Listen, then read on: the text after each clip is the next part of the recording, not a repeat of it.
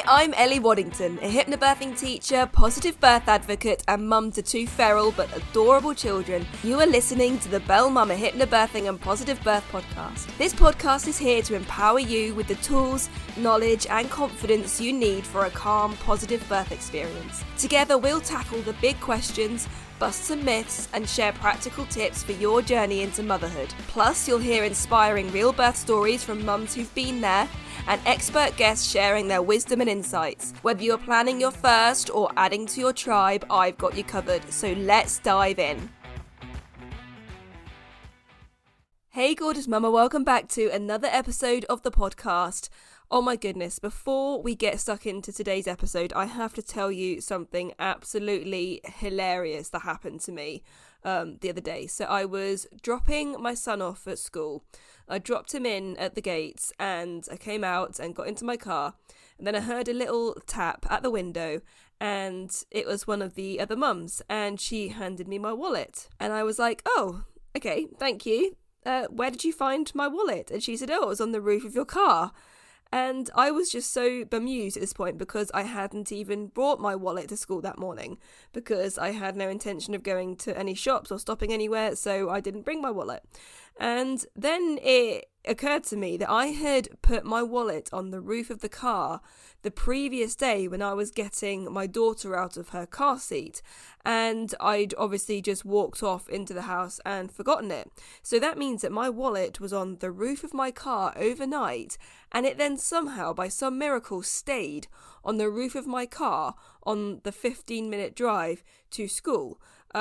Which is absolutely crazy, absolutely insane. And I'm very grateful to the universe for taking care of me and my wallet, because that could have been very much worse, could have been a lot worse, because there's a lot of countryside between school and my house.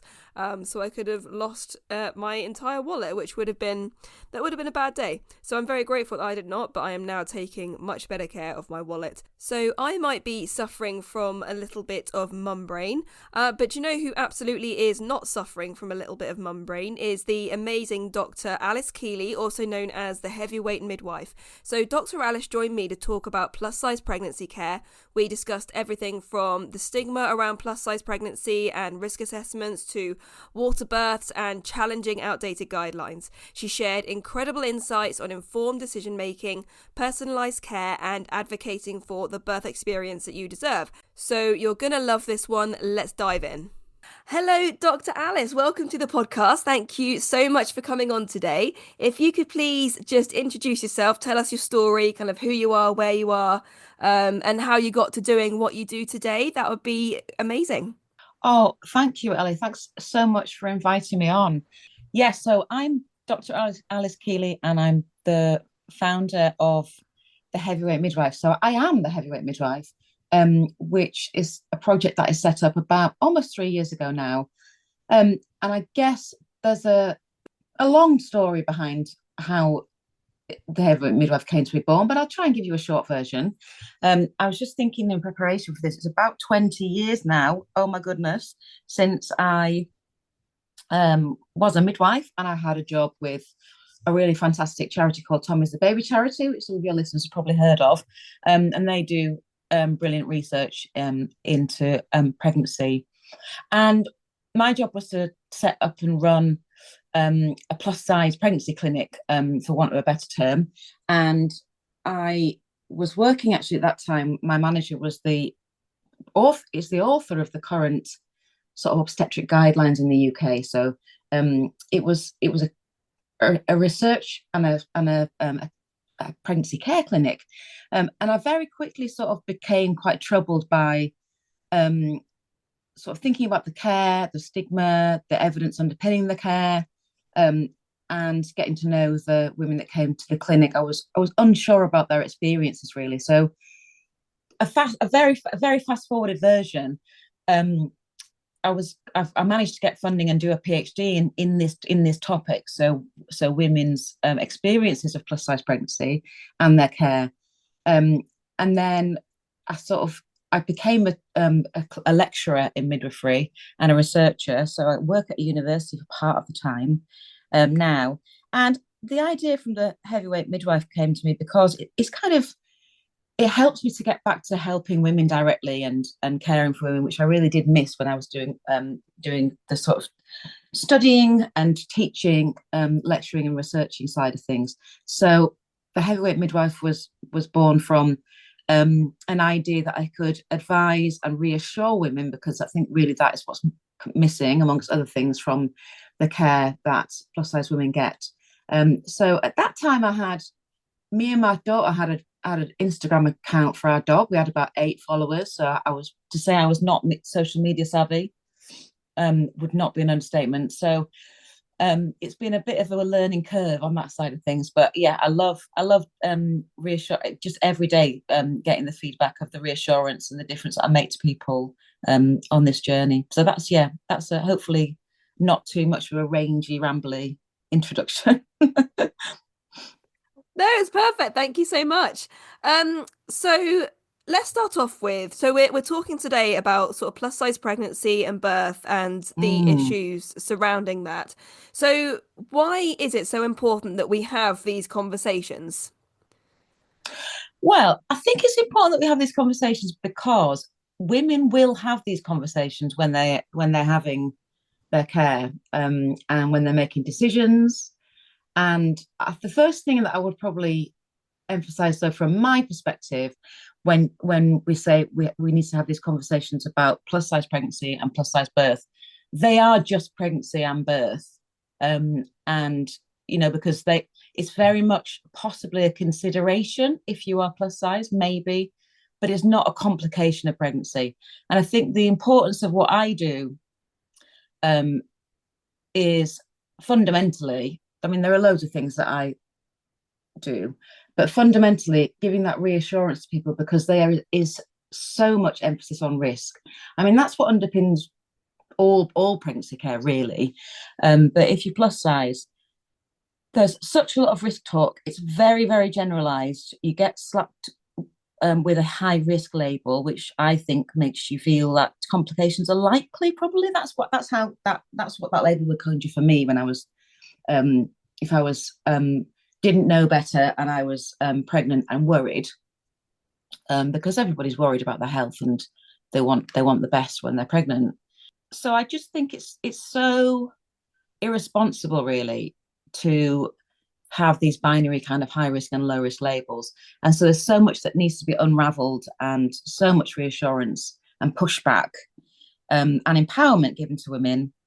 And that's fundamentally why the conversations need to happen. And then, the people that I work with, my members and my clients, they need that constant support and reassurance, because the journey is just filled with risk talk and scaremongering and screening and high risk labels.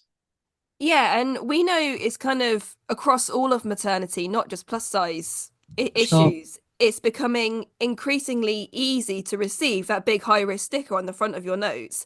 And it's Mm, kind of starting to become a little bit meaningless, because that sticker is being stuck on the front of people's notes, and they're not necessarily being explained, why am I high risk? What is the high risk? What does high mm, risk actually mean? Because you kind of assume that high risk means, oh, you're really likely to have a problem. That's what I would assume exactly. high risk Yeah. means. But actually, high risk just means you have a slight increase of a risk. Well, so that's you're just defining the problem. It means nothing and it means everything at the same time. Of course it's going to massively affect how you feel about your pregnancy, and your confidence and your decision making, your experience and possibly your outcome. And that because we were chatting a little bit about hypnobirthing before, that you'll know that very much affects lots of things to do with pregnancy and birth, how you're feeling all the way through. So it is, it's really it's much worse than unhelpful. It's damaging to say to somebody that they're high risk. And actually, when you look at the sort of published documentation, policies, etc., and guidelines, they'll tend to refer to things like complex care or additional needs or whatever. They don't say high risk, but in those sorts of conversations between clinicians, that's definitely that's still the term that's very much used. And I know that from speaking with midwives and student midwives on a daily and weekly basis. That is definitely how it's viewed. And you're right that more and more people are having this label. And so it's not that it's meaningless, it's just that it's just a very bad thing for more people, for an increasing number of people who are being told they're high risk. And you're right that, so that there isn't there isn't anything at all, if you're plus size, that you are likely to experience as a complication in pregnancy. So I would say if we take the example of gestational diabetes, because that always looms very large for people, and most women will be offered screening for gestational diabetes if they're plus size. So although it's well established in the evidence that if you're plus size, you are more likely to develop gestational diabetes, you're still unlikely to develop gestational diabetes. So I do a little poll with my students actually when they get into second year, because they've already been into clinical practice quite a lot then. How many, when I do my session on plus size pregnancy, the first one that I do with them, I say, how many, I do a little quiz, how many, and the first question is how many plus size women develop gestational diabetes? And they generally guess sort of either 40% or 80%. I can't remember off the top of my head the question, the options I give them. I give them options. It's like a multiple choice one.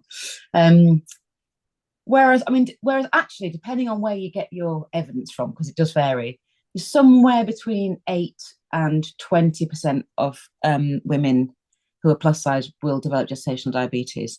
So that means that, remember quick maths, somewhere between 80 and 92% of plus size women won't get gestational diabetes. But also clinicians just often act as if it's just inevitable, and they're often asking women to test and retest, and they don't really believe that it's not, they need to go back and revise their figures themselves.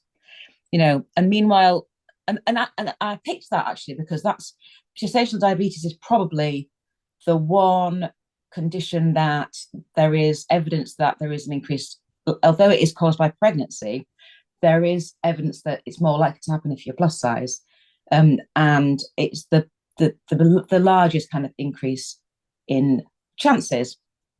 So for anything else, the chances are much, much lower. So that's, hopefully that provides some reassurance. You're looking at, if you're flipping it, an 80 to 92% chance that you won't develop it, whatever way you are. Yeah, and that's such a better way of looking at it. Rather than telling somebody there's a this percent chance you're going to get it, what about the chance that you're not going to get it? There's still a good 90% chance that you're not going to get it. But I think the way that risk and chance and things are presented to women is massively flawed sometimes, because it's focusing on this small danger rather than everything Yeah, else. I think at guideline level, and for most clinicians in discussions around risk, it's massively flawed all of the time. So you do get obviously some really brilliant practitioners, but they tend to be going against the grain. And what's the other thing I was going to say? Yeah. So, the other thing I would say also about gestational diabetes, we might return to that topic, is that even if you do get a diagnosis, that there's controversy around diagnosis, and also if you have a firm diagnosis, it's a kind of spectrum of it's an umbrella term for what may happen. So most women have very well controlled blood sugars, and actually that needn't then impact upon your choices for your pregnancy and for your birth. So there's absolutely loads to unpick, within the guidelines. Lots that's not in the guidelines, the national guidelines from the Royal College of Obstetricians and Gynecologists, but there's lots that varies between different hospital trusts, because there's lots that's quite kind of vague in those guidelines, and there's also lots that's not based on good evidence, and there's lots that's just kind of controversial, and obviously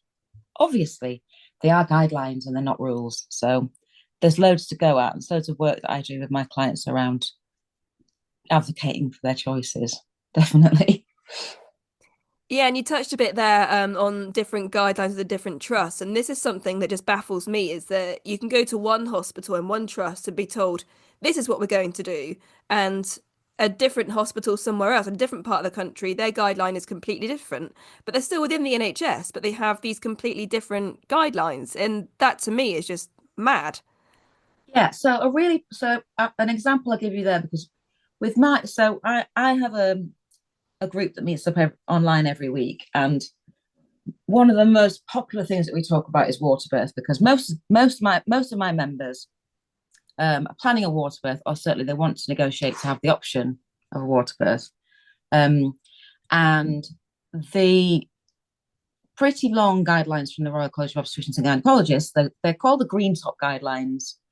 They write these Green Top Guidelines about all manner of complications of pregnancy, and I really like them, in many ways, because they grade the evidence that they use. So they grade it from A to D, or maybe E, D, I think. And then if there isn't good evidence, they just have a tick system. So they grade their evidence.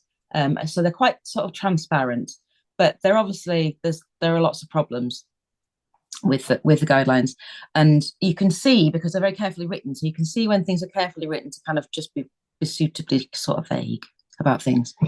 But one thing that's sort of glaringly absent is any mention of water birth. So they don't talk about water birth in those guidelines, because most obstetricians are not. I don't want to be sort of flippant, but most obstetricians, I would say, they're not too interested in water birth. Lots of them would probably think, well, why don't you just not do that? Just in case, sort of thing. With very, very notable exceptions, I've worked with lots of really brilliant doctors, and that's actually what sort of drives me to help people push back when obstetric advice and care is just not good enough and not personalised. Because I had these examples of really wonderful doctors that know when they're really not needed, as well as when they are. But anyway, in the guidelines, there's no mention of water birth. So up and down the country, you've got all these NHS trusts that have got water birth provision, and they need to make some guidelines, and so they vary, and they kind of vary, I think, just due to the culture in the hospital and the hierarchy and the consultant team, and how strong a midwifery culture there is there, and all kinds of different factors. But that's one reason why you will get a variation in guidelines, which state a kind of off. Most hospitals will have a guidelines for a cut-off if they've got a midwife-led unit, for things like BMI and age as well. So age is obviously another big controversial topic that has similarities and parallels with weight and BMI. So I do encourage.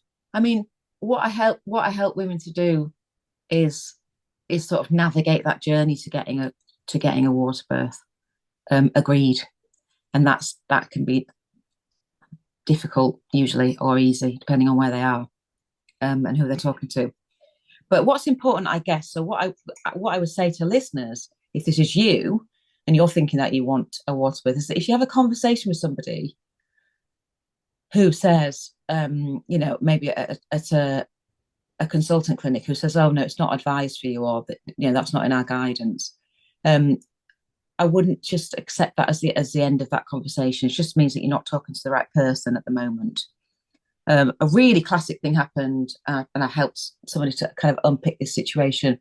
What generally happens to a lot of women is they will go along to their booking appointment with their midwife, and then they'll be referred to an obstetrician based on, if we base it on an example of somebody with a raised BMI with no other complications identified, they will then, if their BMI, according to the national guidelines, if their BMI is above 35, this is at most trusts, this would be the case, they'd be recommended to see an obstetrician.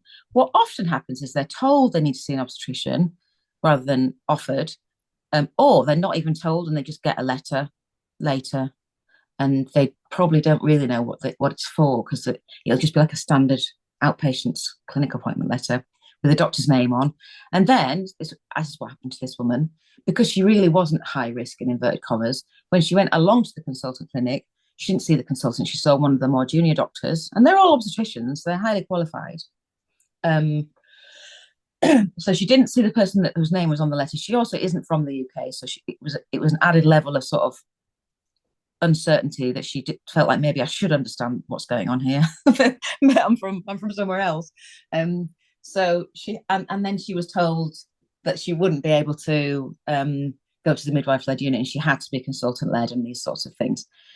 So we managed to kind of unpick what had happened there, and I gave her some advice about where to go next in terms of who she really needs to talk to, and just kind of trying not to feel too or at all deflated by the conversation you try with that person, to just kind of disregard it and treat it as a bit of it's just like a tangent on the road to your water birth or whatever it is that you want.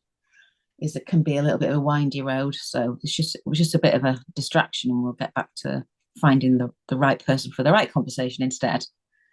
So that happens often to women.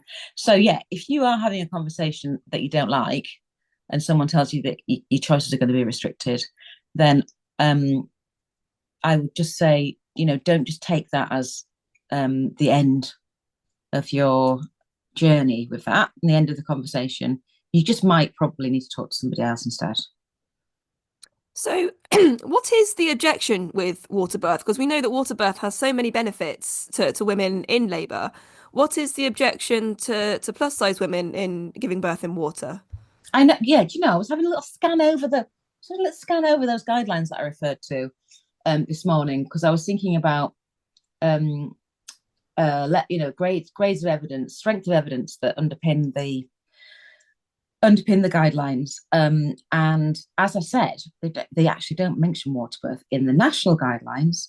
But when I was talking then about the grading system, they've got A to D and then the ticks.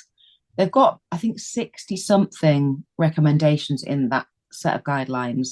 And they only have 3 that have got the very strongest evidence. So they're called systematic reviews and meta-analyses. You have where you have very senior researchers have gathered together a number of different high quality international trials, and that evidence is what you would take to be gold standard. Now they do look at it, it's still controversial because they look at evidence in a certain way. They ask questions in a certain way, and they are, no research is unbiased. But I am getting to the point here. There are two of the 3 recommendations pertain to cesarean section. So one is about a kind of, it's a technical thing about sort of operating procedures, but the other one is about plus size women are more prone to have cesarean section wound infections. Now, I always back that, add to that reassurance around there's so much to be said for extremely scrupulous wound care. So it's not just that you would get a wound infection if you are very careful with your wound after you've had a cesarean section. I never want to add to scaremongering. So, but my point is that it is very much in everyone's interest to avoid cesarean sections for women, unnecessary cesarean sections, if that's if they don't want them. And we know that using water, women that use water ask for fewer epidurals. So if you aren't in the water, you aren't permitted or you're blocked from using water, you are therefore statistically more likely to ask for an epidural, and therefore you are more likely to, slow your labour down, have an augmentation with oxytocin, have fetal distress, have that cascade of interventions, have a cesarean section. So it is much more intelligent thinking to think around doing some research into plus size water birth, because we don't have any evidence. We obviously, plus size women do have water births, they absolutely do, but there's never been a sort of robust trial, which is what doctors and scientists love to have. And I also really am a massive fan of having the evidence and interrogating that evidence. So what happens is you get lots of different not very well-founded claims about why it's not a good idea for plus size women to have water births. So really typical ones will be you wouldn't be able to get out. You wouldn't be able to get in and out of the pool, or can you get in and out? So queries around somebody's mobility, which is just crazy and insulting. So somebody's kind of mobile or they're not mobile, and actually their size is irrelevant in that. So that's always sort of easy to dismiss and really makes me quite cross. Or we wouldn't be able to get you out of the pool in an emergency. Now, and that's a really common one. So as part of my job, I'm a manual handling trainer. So I teach students and clinicians to safely move and handle people just routinely and in an emergency in lots of different scenarios, clinical scenarios, which includes birth pool evacuation. So a hospital trust cannot have a birth pool and permit women to go into a birth pool if they don't have that risk assessed and they don't have emergency evacuation equipment and training. Because there are risks to being in a pool, and so therefore that needs to be assessed and handled. So evacuation can take place with a hoist, like a ceiling mounted hoist above a pool, or with a net. And the nets, their weight limits vary, but they are all very, very, very far above what you might be weighing when you wanted to get into the pool. So the other thing to say about that is that somebody who, let's say, collapses in a birth pool, which unfortunately I was caring for somebody once who collapsed in a birth pool, and so they collapsed. They had a big bleed after they had their baby, and they lost consciousness. And myself and another midwife and her partner, without the use of any equipment, got her out of the pool. And I don't remember what I did. I wasn't aware of what a BMI was, and I don't remember. I wouldn't remember because it's just not relevant. Because it's extremely hard to get anybody who is slippery and unconscious out of a high-sided pool, whether it's a birth pool in a box, a sort of squishy one, or an inflatable one, or a hard-sided plumbed-in one in the hospital. It's very, very difficult, and you need equipment to do that safely.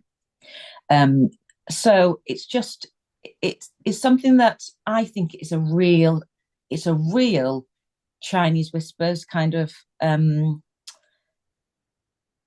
excuse that's used by midwives and doctors within trusts to kind of fog people off. The other one, there are lots of reasons, but most of them pertain to things like you might have a bleed, or your baby's shoulders might get stuck, and again, I teach all this. I'm very skilled with this. These are things that can happen to any woman of any size. What we teach and what the national guidelines say about shoulder dystocia is that it's unpreventable and unpredictable and can happen to babies of any size and women of any size. And so it's just not, and the increased chances of complications are just not weighable and justifiable against. They don't justify preventing people getting into a water pool. It's just scaremongering. It really is. There's another one about we have a weight limit. We've got a weight limit in our building, in the pool. I know. I sort of struggle to find the answer to that because I just want to swear a lot. It's just so awful. Like all the gallons of water that are in that pool. I'm like, oh, you didn't do. No, they clearly didn't do physics GCSE, did you? But anyway. So what I'm hearing you say is that there's actually no evidence that suggests that a plus size woman shouldn't get in a birth pool. It's just purely as to whether the team that you're working with, it's their opinion. It's what they think you should or not. That's exactly right. And what I'm seeing actually now is that and this is why it's really important wherever you are, is that you find out what the sort of culture and policy is like at your local trust, or, particularly if you've got a choice between where you might want to have your baby, because that kind of culture that I talked about, I've worked in places where there are lots of birth pools, there are lots of midwives who love water birth, and I've also worked in places where there's just one or two birth pools, nobody's very confident, people would use excuses to discourage women. They certainly wouldn't encourage women to use the water. So finding out about that is really, really key. And finding out about that early and having conversations early in pregnancy. It's not ever too early to do that, because once you've had that conversation and that agreement, let's say you're still like 24 weeks, well, that's just great that you've got, that you that if you don't develop complications, then that's going to be an option that's open to you. That's really great for the rest of your sort of well-being and how you feel during the rest of your pregnancy. So there's no evidence that. And also I was going to say that some policies now, just we at some hospitals, up and down the country, they are kind of changing in order to sort of encourage an individualized assessment. Because what you find is that most women, they just need to have a conversation with the person that's kind of gatekeeping. It's usually a senior midwife, consultant midwife, or a senior midwife who will run a clinic maybe, once every couple of weeks or once a month for women that want to give birth outside of guidance. It's called. They're usually deemed too big or too old to have their baby in a midwife-led unit, and that's what they want. And then they just get the conversation documented and have it signed off. And there are really, really, really amazing midwives. But one of my group members this week on the live call was saying that she had that conversation after having seen a consultant obstetrician and being told, oh, no, you mustn't have a water birth. It's really not safe. You need to be in the consultant-led unit. She had a conversation with the consultant midwife who just said that was a really fantastic idea and sent her a 3-page summary of why it's such a fantastic idea afterwards as well. So, it's about finding your allies, finding the support and having the conversation with the right person, and getting it documented as well is really key. Yeah, and I think it's important to note that if you are having an appointment and the person that you're speaking with is not gelling with you, they're making you feel shame or judged in some way, you're allowed to ask for somebody else. You're allowed to change midwives or obstetricians. Absolutely, yeah. And in my plus size pregnancy course as well. One of my lessons is called "Do you know who you're talking to?" Because that does happen quite a lot. That people go along to a consultant clinic and they think they're talking to the consultant, and why wouldn't you? And actually, it's not to say that you'd be having a better or a different conversation with a consultant, but it does infuriate me that the admin system is not set up to kind of inform women about what's on offer, what's being offered to them. That you're being offered an appointment with somebody whose name is on the letter, but you're actually not sure what it is, because maybe the midwife didn't even tell you she was going to refer you. And then when you get there, it's a different doctor. So the doctor introduces themselves, and you're like, I think that's a different name. That's not the name on the letter. But nevertheless, you go into the room and you're a bit confused as to who it is. So you're sort of caught off guard anyway, because nobody tells you who they are. And it's just really, it means that you're just not in control, are you? You're not at the center of that conversation. But absolutely, if somebody is, lots of women tell me, they post on my social media all the time, the risks are listed every time I have an appointment. It's just absolutely dominated my pregnancy. I always encourage women to have a little phrase rehearsed or to practice what they're going to say. If you want to ask things that you find kind of uncomfortable and difficult, practice saying it. Take somebody along with you who, if needs be, they can ask for you. Practice saying, thank you. You have discussed the risk fully with me last time, or I know all about this. I don't want to talk about it at this appointment. Thank you. And just it's uncomfortable. It's hard to do that. But if you do it, it's easier to do it again and then again. And it's empowering to stand up for yourself in that way. Because it's really damaging to have that focus constantly on risk. It just really distorts how you feel about the level of risk within your pregnancy. And I haven't even yet told you what my mantra is. And and I repeat this to my clients and my members all the time, which is that if you are plus size and pregnant, the most likely journey and outcome for you is a straightforward pregnancy and birth and a healthy baby. And you really need to just repeat that to yourself, ad infinitum during pregnancy, because there is so much, there's so much to push back against, unfortunately, for a lot of people.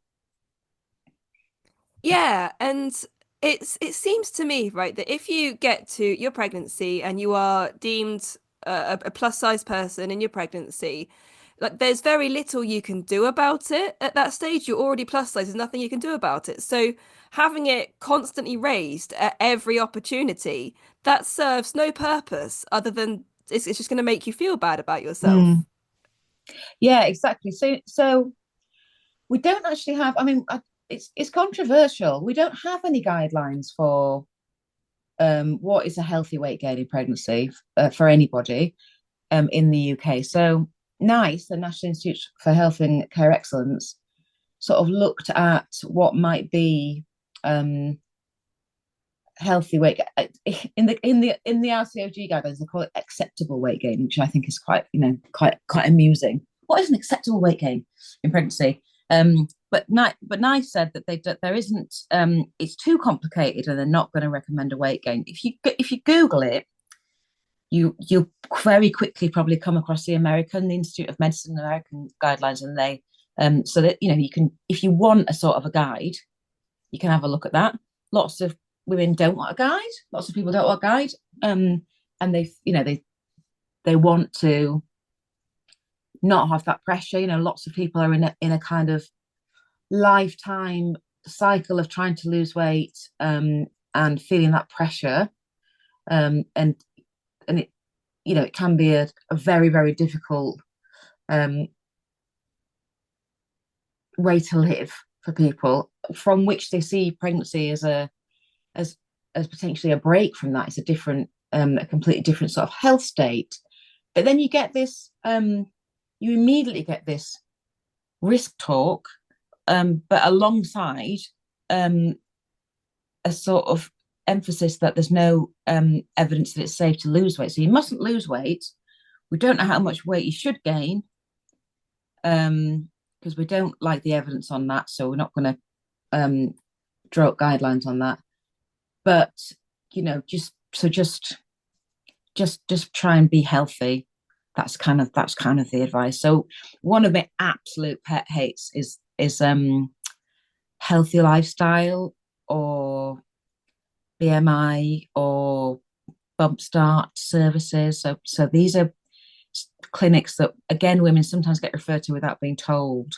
They fortunately don't exist everywhere in the country. They're just a kind of a trust specific service that some women go to, or are invited to, or told they need to go to healthy lifestyle clinics. And again, with me, because I just love the evidence. I love going back to the evidence. There's just nothing that you will gain from that. So in my PhD, that was kind of the one thing that universally all the people I interviewed just hated going to a dietitian appointment. I think a few women found it just reassuring that they were eating the right stuff, because there is no plus size specific advice at all that you'll get from going to those services. They're just based on the assumption that your eating or your lifestyle is a problem, and that problem needs to be solved, and that if only you could listen to the advice that you get about healthy lifestyle at these clinics, and then that'll be good for you. And you might get shown the NHS healthy plate, the Eat Well plate, which is I absolutely despise. That sounds incredibly infantilizing to me. That sounds exactly like the lessons that my 6-year-old gets at school about eating your vegetables and the certificates for healthy eating and eating all your vegetables at lunchtime. That's incredibly patronizing. So I would like your listeners to know that if you get invited to one of those or referred to one of those clinics, you don't have to go. You don't have to go. And please, if you've been to one and and you got something from it that was positive, I'd love to hear about it, because I just never ever heard anything positive about it. And part of that is because it just isn't any good evidence about.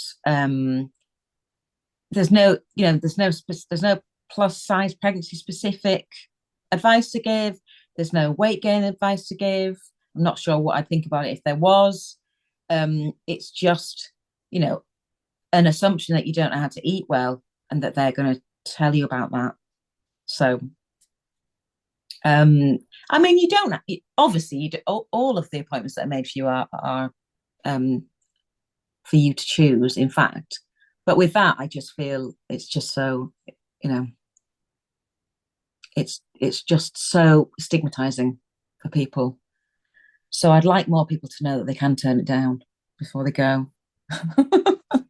Yeah, okay, that's great advice. And we touched a little bit there on BMI. So in your opinion, is BMI a good way to work out whether someone is a healthy weight or not? Do you approve of the BMI system? No, I don't. I mean, I definitely don't approve of the BMI system for. I mean, I approve of the BMI. If somebody wants to know their BMI, then it's a tool that it's one of the very imperfect tools that we can use, and it's designed for use at a sort of population level. So it looks at it's useful for population data if you want to know about people's BMIs, but as a proxy for an indication for someone's individual health, particularly if they're pregnant, it's not useful.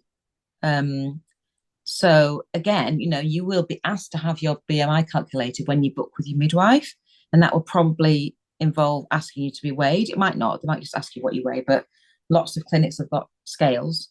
Lots of scales are not even in the consulting room; they're like in the waiting room or in the corridor somewhere or something. So please know that you have choices around that as well. You don't have to be weighed. You just certainly don't have to be weighed in front of your partner or in public in the waiting room or anywhere else. You've got options to ask for your options, and that is to calculate your BMI. And from calculating your BMI, you will then have this high risk or low risk label, and you may well be referred to or offered to see a consultant obstetrician if your BMI is calculated above 35. But there are other things that be recommended if your BMI is calculated above 30. So it's a sort of a flow chart. They look at what to recommend to you based on that calculation. And obviously, it's a really, really crude measure. The BMI ranges of what they call healthy weight are quite big, but it's not. It isn't a proxy for health. That you cannot. There's obviously so much that we don't know about health and what kind of. If you look at, just for example, lots of women who are trying to conceive or worrying about fertility, they also get told they're high risk if they have a raised BMI. But if you look at the rates of people of all different weights get pregnant or don't get pregnant, and most of the time we've got absolutely no idea why that might be specifically. So there's just obviously so much that we don't understand, and it allows kind of policymakers and funding decisions, or because you need these cutoffs. And if you're running a massive organization, it's part of the difficulty of the problems that arise when you are running this sort of pregnancy and maternity sort of machines where thousands upon thousands of women are having babies in a hospital every year. You have these sort of rules-based decisions, and the BMI helps you to do that. It's not, it doesn't contribute to any sort of person-centered care. And it's and also what I hear is that people, whilst it is in the guidelines to have your BMI calculated, but it is your decision. I also hear lots of stories about people being weighed later on in pregnancy, and that's not even in the guidelines. I don't know what that's for. I was like, no, because by why that do they time do that? I don't know. They've gained pregnancy weight, haven't they? Like that makes no sense at all. Well, particularly in the context of us not having any guidelines about what we think you should gain as well. So Yeah. I just wonder why people are doing that. There are, I mean, there are. So sometimes women say to me, "Oh, I was weighed because I was weighed. I thought it was because they maybe want to do some sort of calculations for medication." And so I think, well, oh, okay, that's fine, but they need to just say to you that's what that's for, and then you'll decide whether or not you want to do it. Yeah. Not just so you're 36 weeks, so we're going to weigh you Yeah. in the corridor. Yeah. So um, I admit this is kind of this is a topic that I was woefully ignorant about until I read Dr. Sarah Wickham's book Plus Size Pregnancy, and oh, that's such a one of brilliant book. Sits on my desk at all yeah, times. yeah, Yeah, it's yeah. such a fantastic book, and I had so many like jaw-dropping moments. I've got mine here as well. Yeah, yeah. So in particular, the fact that BMI was initially worked out purely on men. I think it was a really Yeah, small, about 200 men. And yet we're using it on women in their pregnancy, which is a really important thing to be working out. Yet we're using a system that was devised by weighing yeah, men.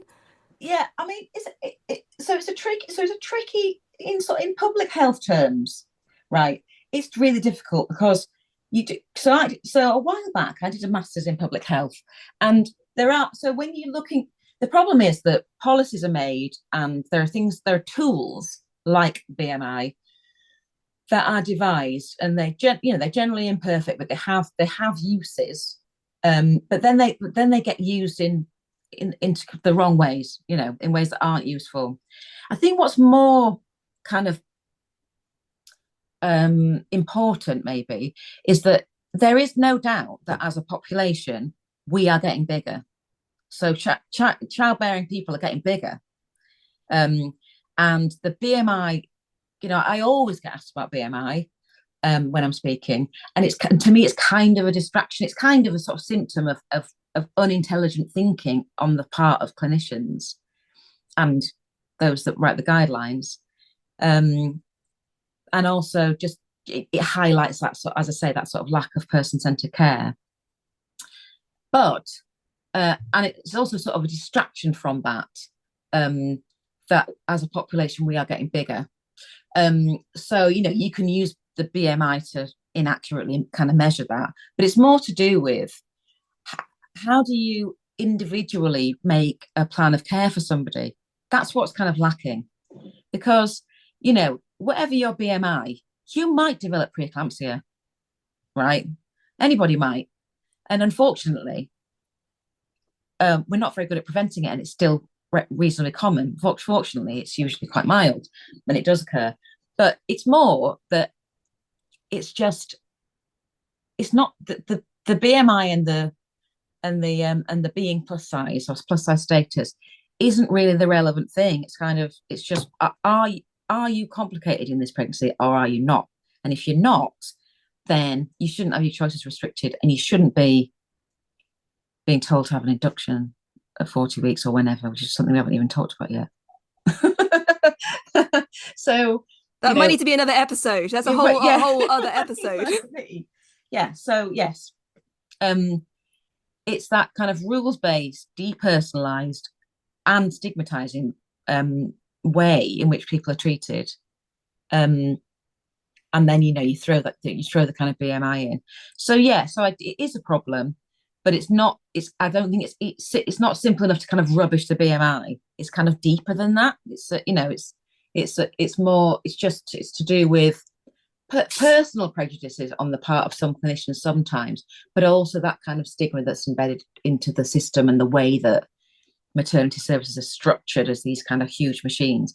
I started training as a midwife in 1998, and we were talking about continuity, choice, and control. I'm sick of it because we can't because it just doesn't compute with those large maternity units. Plus all of the dreadful challenges that are happening now within staffing, etc.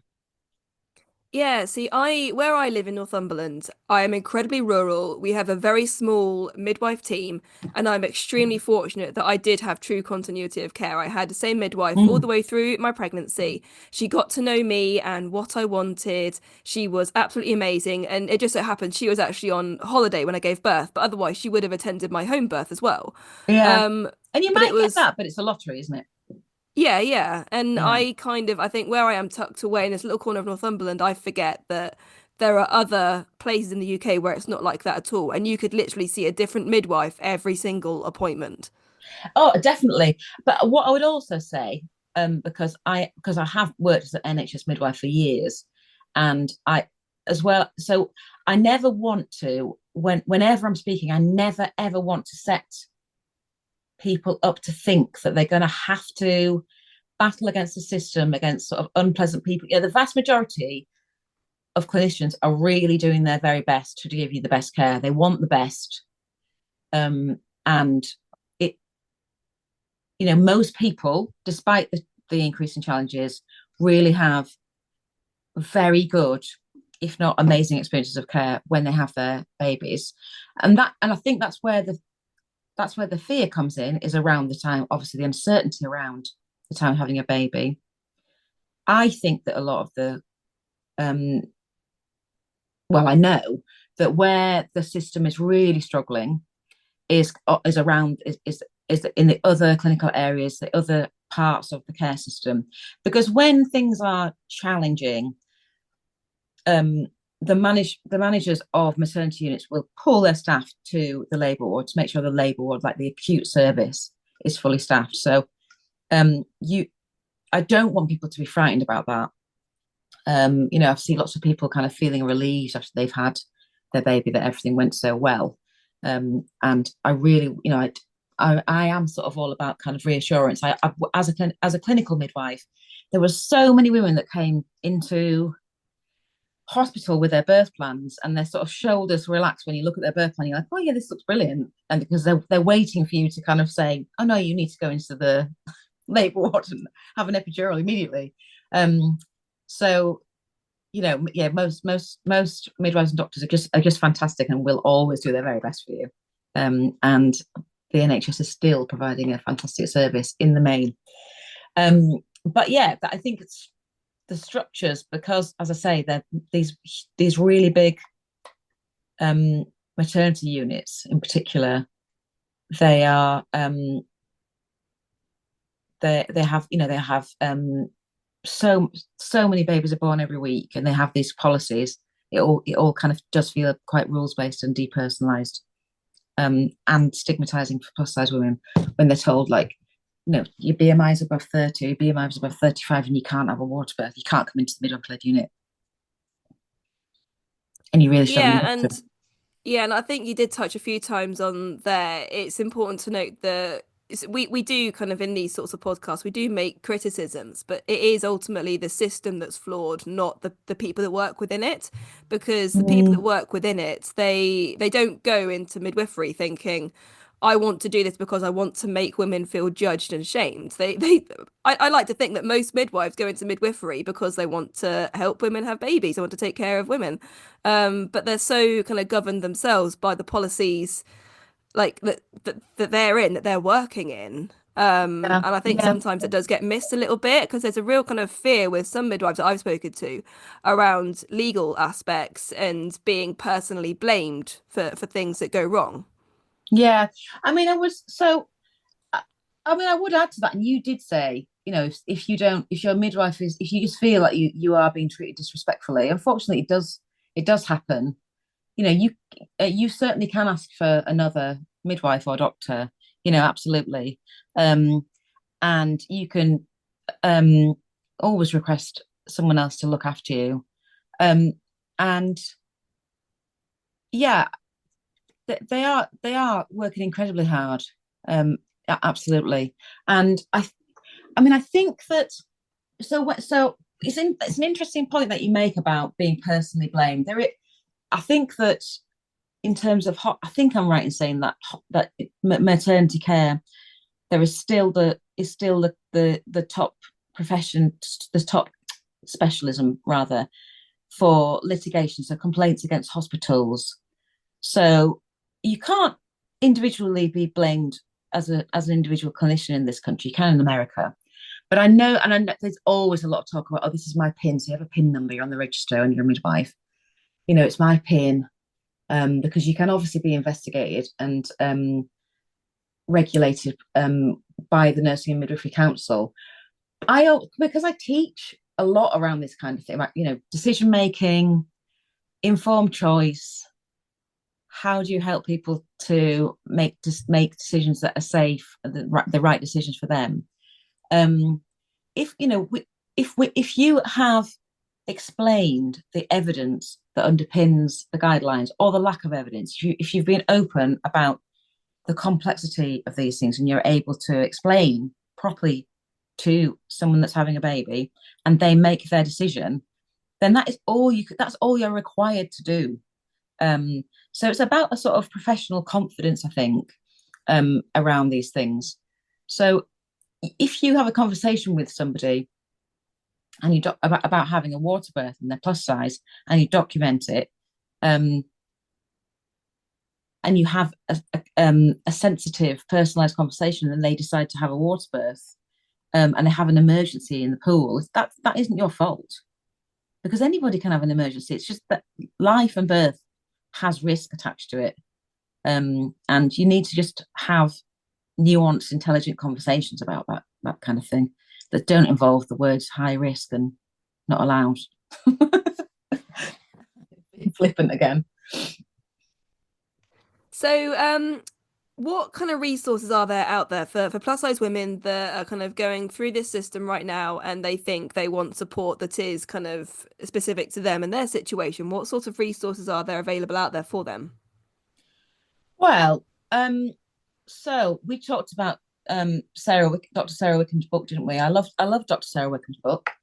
I myself am planning to write a plus size water birth book, because I've realised that almost everybody that comes to me for help and support, not university, but mostly are interested in water birth, and there's such a lot to say on that. So that's one of my 2025 projects. It's going under the working title of Making a Splash, so watch this space. That's coming soon.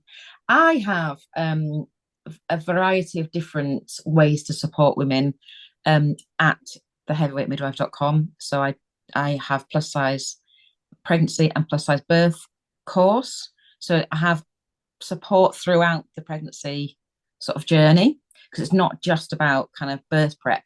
There's lots of different decisions all the way along. And I also offer one-to-one support if people need that.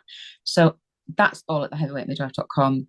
I would say, in terms of harnessing support from your local midwife, I would definitely start with your own midwife. But if you are not getting the support that you feel you need from your midwife, you're not quite sure how that journey to water birth is going to happen, because you're kind of flying in the face of the guidelines, then you can reach out to your local Maternity Voices partnership. So they exist all up and down the country, and they have links with people at senior level within the hospital trusts local to you. You can just get to contact the senior midwife at your NHS trust just via the website or the switchboard to get their contact details. And key to it is, don't accept from your own local community midwife or clinic midwife that you're not within the guidelines, so you can't have a water birth, or you're not this, so you can't do that, or you are this, so you should do this. You need to ask more questions. And similarly, a really important thing that a lot of people believe mistakenly is that if they are under consultant-led care, I'm actually, if you are not in the Heavyweight Midwife Facebook group as well, then get in the Heavyweight Midwife Facebook group. This week, I'm posting, all my posts are about consultant-led care and what it is, and why it's actually a choice, and whether it's the right choice for you and what it's for. if you meet your consultant and they tell you that you're not suitable for a water birth, or they're telling you things about your care, again, your consultant isn't sort of the boss of your care because you've been allocated to consultant-led care. That's not, again, it's not the end of the conversation.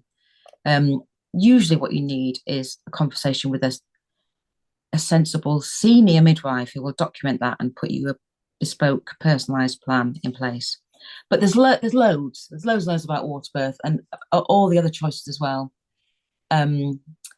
So that's where I would signpost you to. Absolutely. But I talk an awful lot about water birth. If that's what you're into, then I would definitely signpost you to my website, because I can help you a lot. And there's loads of other like-minded mums to meet in my community as well. You know, those like every NHS trust once a month they do these graphics with like how many babies are born and how many are water birth. I'm always shocked by how low the water birth numbers are, considering these trusts tend to like put photos of their birth pool all over the place and say, "Oh, we Yeah, have a wonderful birth pool," yet the numbers of water births are so low. And I always wonder, like, how many women would have had water births had they not been told you're out of guidelines, you're not allowed. If they'd have pushed a little bit, yeah. if they'd have known that they can push, they can ask questions, how many more water births would we have? That is an audit I would love to do, Ellie. Yeah, definitely. Yeah, I'm sure that you're right. A lot more. Yeah.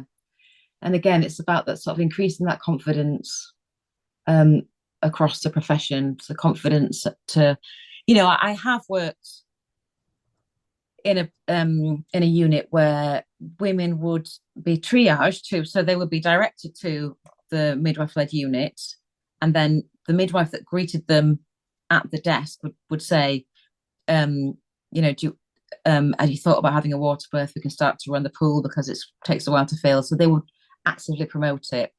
But then you also have the other end of the spectrum where, as I say, you definitely have units that don't promote it, or even I've heard of like units with like one pool, and the pool room is just used as a kind of informal equipment storage area, basically.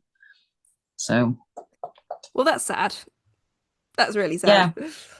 So the only way to absolutely guarantee having access to water is, of course, to have a home birth, water birth, and that's another conversation. And there's a load of ways to sort of prepare for birth, and obviously the work that you do will be around about as well, to kind of prepare yourself for a successful water birth and a really good experience. So there's loads to it. But Yeah. as I say, no one's got a crystal ball. Your pregnancy will either be complicated, and obviously that's a spectrum as well, and it may not mean that it's not safe to have a water birth, but it'd be complicated or uncomplicated. It'd be sort of recommended to have your baby in water or not. And being plus size is not necessarily at all related to that. Yeah. Amazing. Thank you so much, Dr. Alice. I think my last question would be, what sort of changes would you like to see with regards to plus size care?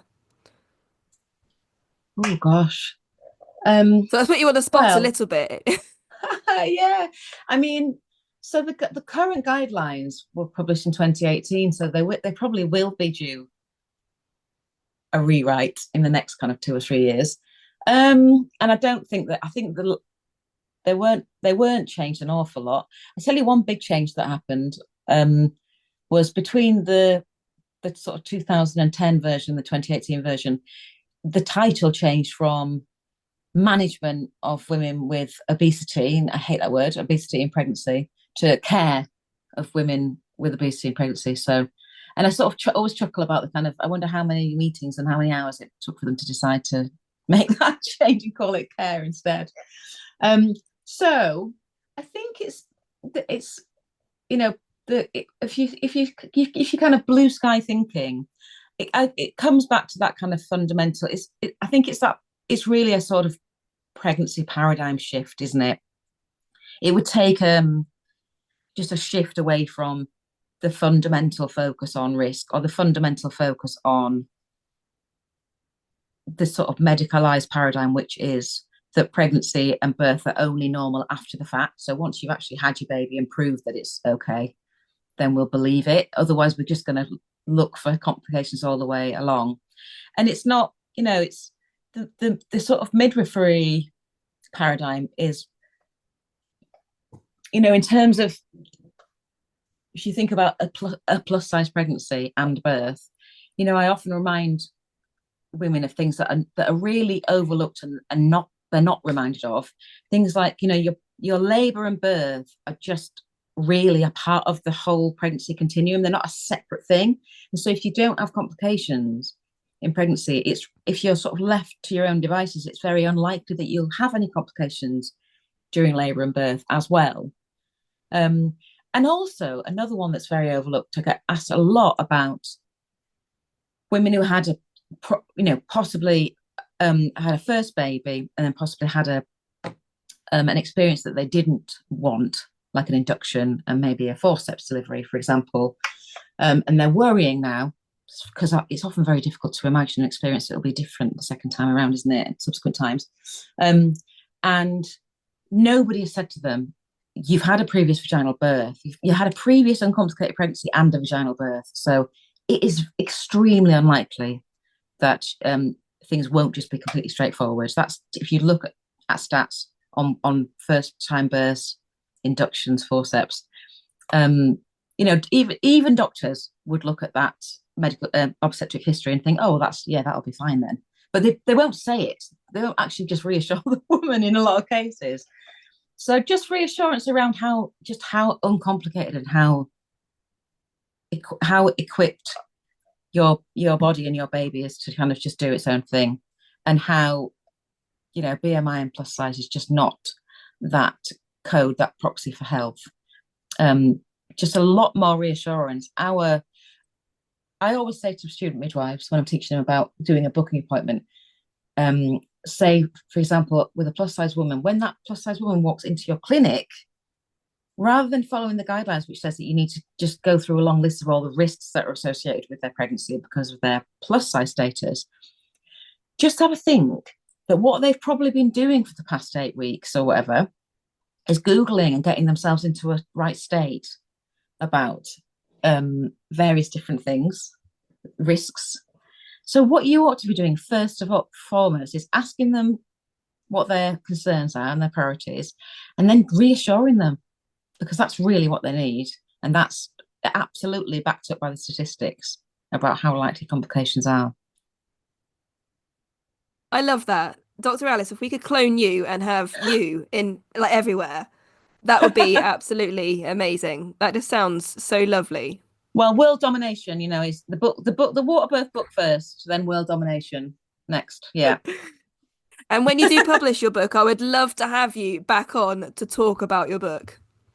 Oh, I'd love to come back. It's been really a pleasure. It's been really enjoyable. And I never tire of talking about this stuff. There's so much to talk about. Told you. Yeah, that's absolutely fine. Absolutely fine. But I do need to go now. My dog needs a walk. So thank you. Thank you so much for coming on. I walk my dog first thing, so I could talk all day, but it's been an absolute pleasure, Ellie, in all seriousness. And I look forward to talking to you again some other time.